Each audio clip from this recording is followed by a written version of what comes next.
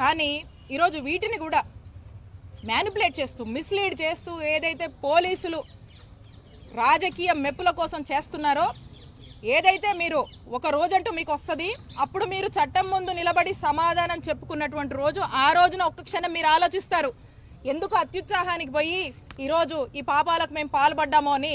ఆ రోజు మీరు ఒకసారి ఆత్మవిమర్శ చేసుకునేటువంటి రోజు ఖచ్చితంగా వస్తుంది. సరైన గుణపాఠం మీకు చెప్తాము, చట్టం ముందు మిమ్మల్ని నిలబెడతామని చెప్పి పోలీసుల్ని హెచ్చరిస్తున్నాను.